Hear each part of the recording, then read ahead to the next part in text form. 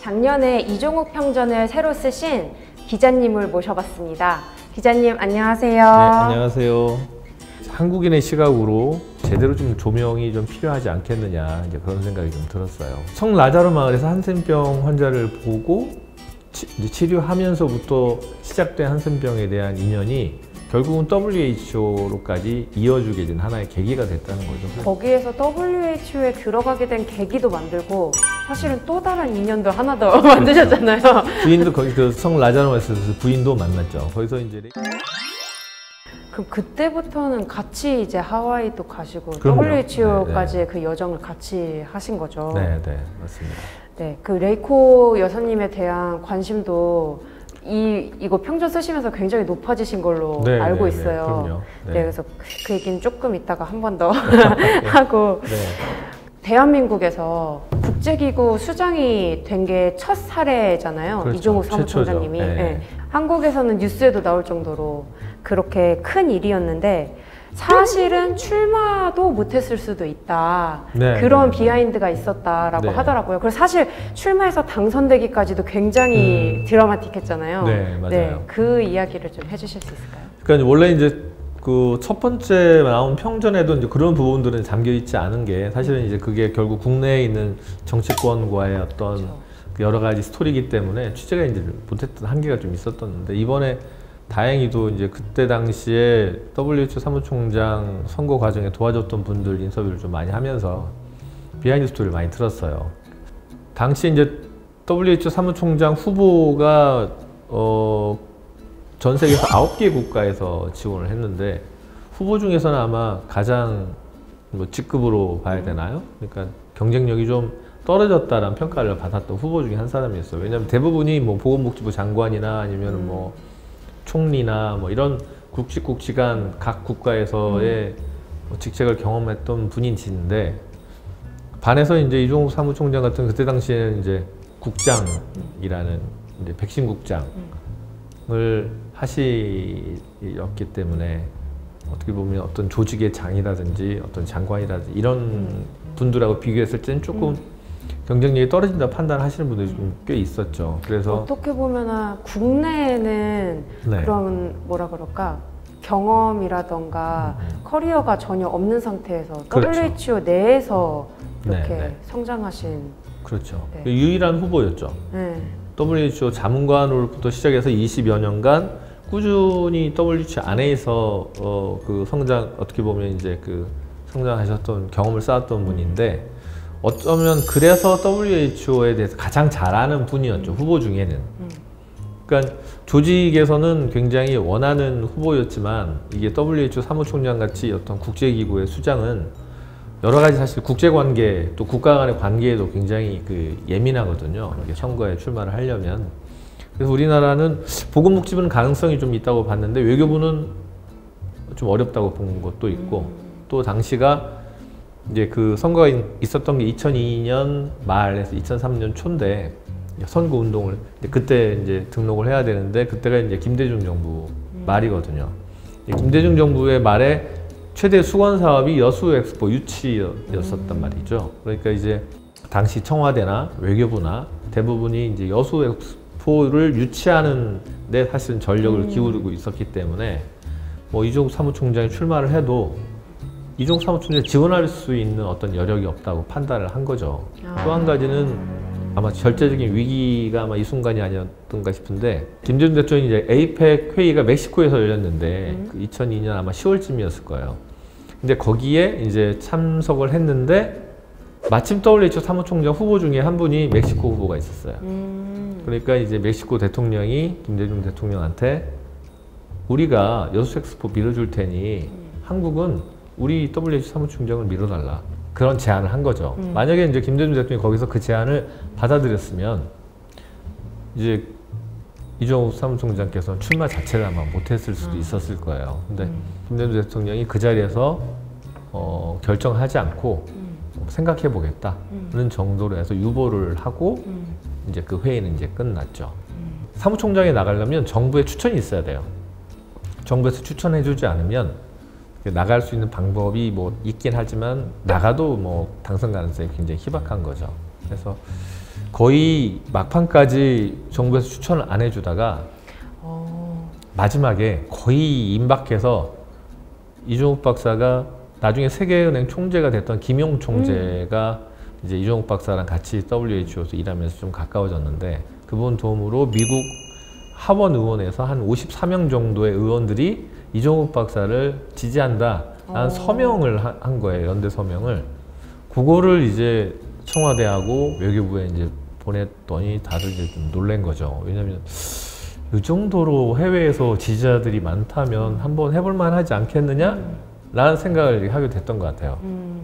그래서 거의 막바지에 결국은 등록을 하시게 될 수 있었죠. 야, 그렇게 마지막으로 등록을 한 후보가 네, 네. 당선까지도 사실 거의 승부차기까지 간 수준으로 그렇죠. 투표를 했잖아요. 네. 몇 차까지 했었죠, 투표를? 9명 중에서 예선을 거쳐서 5명으로 줄였어요. 그래서 이제 본선에 들어가면 5명 중에서 투표를 해서 한 명이라도 과반수가 나면 그 사람이 당선이 되는 거예요. 근데 계속 그게 안 나오니까 이제 선거할 때마다 가장 적게 나온 사람이 후보가 한 명씩 탈락을 해요. 이게 1차, 2차, 3차. 하니까 이제 2명 남았잖아요. 근데 2명 남아서 이제 투표를 했는데 동률. 또 4차도 동률, 5차도 동률, 6차도 동률. 마지막 7차까지 동률이 되면 다시 처음부터 다시 해야 되는 거예요. 이 투표를. 그 마지막까지 그 경쟁하셨던 분이 그 닥터 피오라고 벨기에 분이에요. 벨기에 후보하고 우리나라 후보하고 둘이 이제 끝까지 이제 붙은 거죠. 계속 이제 그 평행선을 유지를 하다가 당시에 이제 그 투표권을 가지고 있었던 아마 그 투표권이 아마 32분이에요. 폴스로 구성했어야 되는데 그러니까. 짝수여서 16대 16으로 계속 가다가 이제 미국 대표가 그 이제 16 이제 그 동률이 되니까 이제 마지막 투표를 앞두고 잠깐 쉬는 시간에 미국 대표가 영국 대표를 잠깐 불러들여요. 그래서 나갔다 들어오면서 미국 대표가 쓱 오다 그 우리 대표 쪽으로 오면서 이렇게 툭툭 치고 가더래요. 사인을 준 거죠. 그리고 나서 투표를 했는데 17대 15로 이종욱 박사가 당선이 됐어요. 그분이 캐스팅 보트. 그게 정확하지 게 미국 표가 우리한테 온 건지, 네, 그렇죠. 아니면 영국 표가 우리한테 온 건지, 그렇죠. 아니면 둘 다가 온 건지는 모르겠어요. 그래서 진짜 마지막에 진짜 끝까지 가서 마지막에 역전승은 아니고 아무튼 신승을 하시게 된 거죠. 힘겹게. 정말 이렇게 사실은 선출이 됐는데 이게 참 국내에서도 잘 알려졌었으면은 좋았을 것을 이렇게 손에 땀을 쥐는 WHO에서도 거의 초유의 사태가 그렇죠. 아니었을까. 네, 맞아요. 그죠. 거의 그렇게까지 간 건 아마 처음이었다고 하더라고요. 맞아요. 지금까지도 없었고 그 이후에도. 이렇게 해서 선출이 된 최초의 수장이 네. 있다. 이게 알려졌었으면 그거를 위해서 또 지금 이렇게 노력하고 계시고 열심히 알리고 있죠. 네. 지금 그렇게 평전 쓰신 이후에도 계속 그 부인이신 레이코 여사님하고도 연락을 하시고 그러시잖아요. 네네. 그 취재하시면서 만나신 그 가족분들은 다 어떻게 지내시고 계시는지. 아들은 지금 이제 미국에서 지금 직장 생활하고 계신다고 들었고, 우리 부인은 참 대단하신 분인 게 2001년부터 지금까지니까 거의 한 21년 넘게 페루 최대 빈민 지역으로 꼽히는 그 카라바이오라는 지역이 있어요. 거기에서 그 빈민 여성하고 아동 청소년들 자활을 위한 공방을 만들어 가지고 그 공방을 운영하고 그걸 통해서 이제 빈민 여성들이 자활할 수 있도록 그 봉사활동을 지금까지 이어오고 계신다는 건 정말 대단하신 것 같아요. 네. 2001년이면 사실 서거하기 전이시잖아요. 그러면 WHO에 계실 때인데 사실은 거기에서의 그 제네바에서의 생활을 그냥 포기하시고 어쩌면 엄청 멀리 있는 헤로에 있는 빈민촌에 가셔서 본인만의 활동을 또 하신 거잖아요. 그런 면에 있어서 또 그 레이코 여사님에 대한 그런 감명도 많이 받으셨다고 들었어요. 네네. 그러니까 어떻게 보면은 이종욱 박사께서 레이쿠 여사를 만나지 않았으면 어땠을까? 라는 생각을 해봐요. 그랬으면 오히려 미국에서 의사 생활을 하고 계시거나 아니면 한국에서 의사 생활을 하시고 계실 수도 있지 않을까. 근데 레이쿠 여사를 만나면서 사실은 한국에서도 일본에서도 살 수 없는 그런 당시에 이제 국정 문제 때문에 그렇게 돼서 어떻게 보면 미국으로 이제 유학을 가시게 됐고, 또 그분이 또 봉사활동, 한센병 봉사활동 하셨던 그런 그걸 보면서 본인도 부인보다는 타인에 대해서 약간 희생 또는 봉사하고자 하셨던 그런 어떤 기본적인 생각과 정신을 가지고 있었던 분이셔서 이제 제네바에서 그 이종욱 박사랑 같이 사시는데, 대부분의 이제 이종욱 박사 해외 출장이 너무 많으시잖아요. 거의 뭐 그 한 1년의 절반 이상은 해외로 다니셨기 때문에 혼자 있는 시간이 너무 많았던 거죠. 근데 혼자 있는 시간에 본인을 위해서 쓰는 시간보다는 누군가를 위해서 또 희생하고 봉사할 수 있는 시간이 본인한테는 필요하다고 생각을 하신 거죠. 그게 또 가치 있는 인생이라고 생각을 하신 거고, 그래서 본인의 삶으로, 본인이 생각하는 가치 있는 삶으로 레이쿠 여사는 다시 돌아가고 싶으셨던 거고, 그거를 이제 이종욱 박사는 이해를 해주셨던 거죠. 페루에는 카라바이유 지역에 봉사활동을 할 수 있도록 안내해 주신 분이 바로 이종욱 박사세요. 소개를 해주신 거예요. 가지 말라고 말리는 게 아니라, 자, 그런데 가면 위험하니까 내가 안전한 데를 찾아줄게 해서 김용 박사라 아까 말씀드렸던 김용 박사를 통해서 안전하고 필요한 지역으로 봉사활동을 할 수 있도록 안내를 해준 거죠. 그 지역에서 지금까지 21년째 넘게 봉사활동을 해오고 계시는데, 좀 두 분 다 대단하신 것 같아요. 두 분 다. 예. 맞아요. 만났던 장소도 성 라자로 마을과 한센병 환자들을 위해서 일하다가 만나시고, 마지막에는 또 각자의 자리에서 최선을 다하셨었던 거잖아요. 그게 저도 굉장히 인상 깊었고요. 레이코 여사님한테 이종욱 박사님은 어떤 존재였는지, 어떤 사람이었는지. 레이코 여사께서 21년째 카라바이유에서 봉사활동을 하면서 힘들 때마다 기도를 한대요. 카라바이유 그 공방에 가면 레이코 여사가 이제 이종욱 박사 사진을 걸어놓고 힘들 때마다 그 사진을 보고 이종욱 박사께 당신 나를 좀 도와줘야 되겠어 라고 하면, 기도를 하면 어디선가 누군가가 도와주는 사람이 나타난다는 거예요. 어떻게 보면 같이 살면서도 든든한, 사실은 그 울타리이기도 하고 든든한 기둥이기도 하고 또 든든한 뭐 지켜주는 우산이기도 했지만, 돌아가신 후인 지금까지도 이종욱 박사한테 기도를 하면 들어주시는, 항상 어떻게 보면 이제 옆에서 지켜보고 도와주는 그런 존재? 그렇다고 뭐 신적인 존재는 아니겠지만 아무튼 그런 어떤 든든한 존재인 것 같아요. 두 분이 부부의 연으로 만났지만 그저 그냥 내 남편, 내 부인이 아니라 사회에 이바지할 때도 그 뜻이 굉장히 잘 맞는 동반자였다라는 생각이 많이 드는 것 같아요. 그런 얘기를 들으면.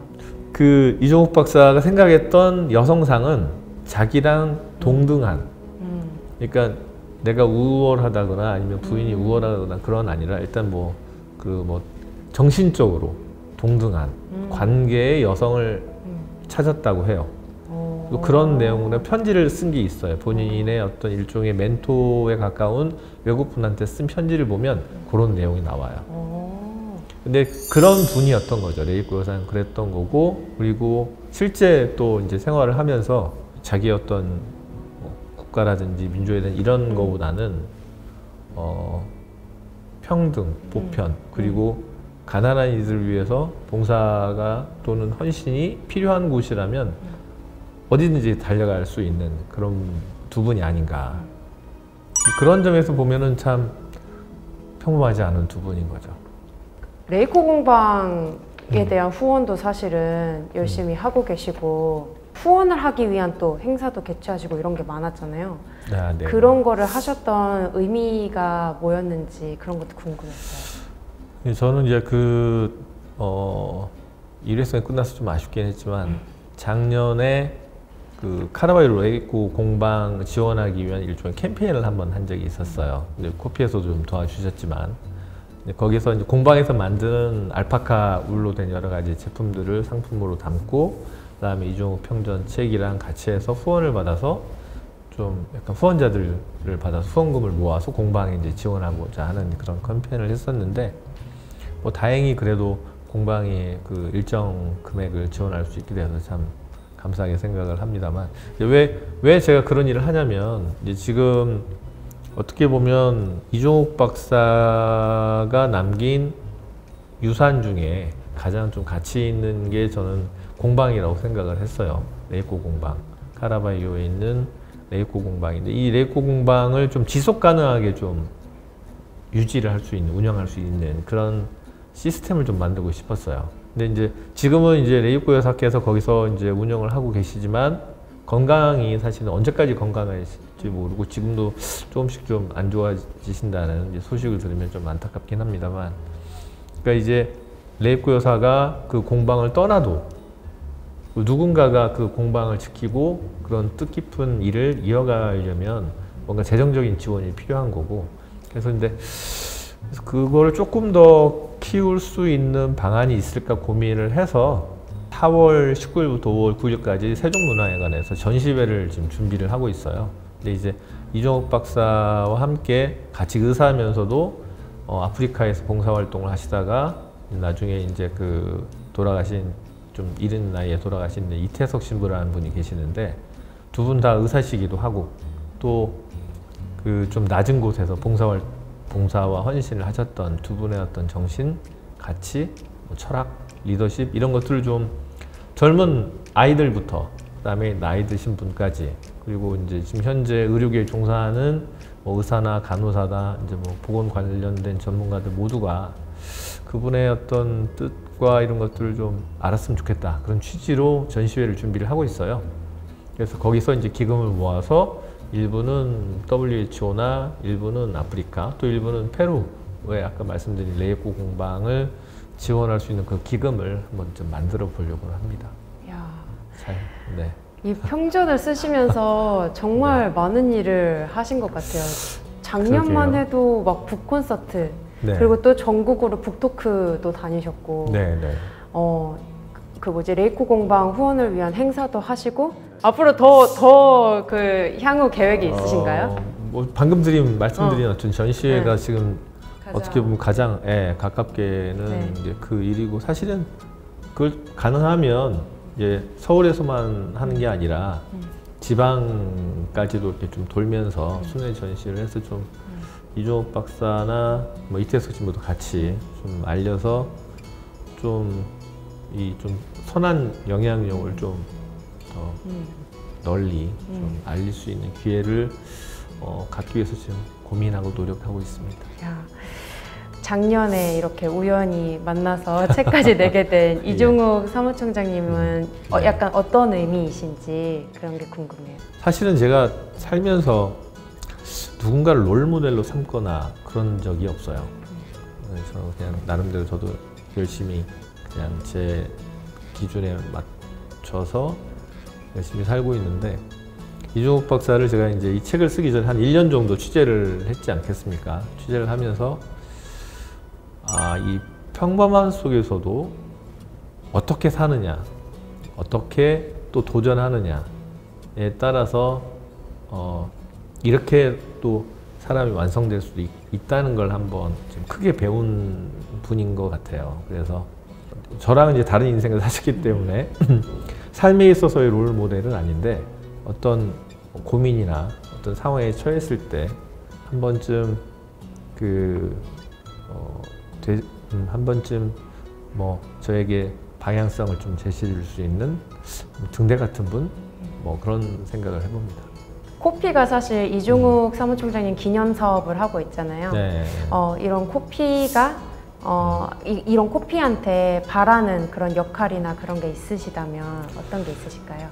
오히려 이종욱 박사에 대해서 해외에서는 많이 아시는데 우리나라에서는 잘 몰라요. 진짜 아이들이 이렇게 모를 수 있을까 싶기도 할 정도로 알려져 있지 않은데, 그러니까 특히나 이제 청소년기 같은 경우에 굉장히 예민한 시기인데, 그리고 뭐 고등학생들은 또 어떻게 보면 삶에 있어서의 이제 진로에서 고민이 많은 시기인데, 그 시기에 이런 분이 있었다는 걸 좀 알려주면 참 좀 도움이 되지 않을까. 그래서 저는 코피한테 좀 희망사항은 이종욱 박사를 좀 국내에서 좀 많이 알릴 수 있는 사업을 좀 많이 해주셨으면 좋겠다, 그런 생각을 해봅니다. 네, 귀담아 듣겠습니다. 저희도. 네, 오늘 이종욱 평전을 쓴 엄상현 기자님과 인터뷰를 해봤는데요. 오늘 여기에서도 비하인드를 다 쏟아내지 않으셨으니 더 궁금한 거 있으신 분들은 이 이종욱 평전을 읽어보시기 바랍니다.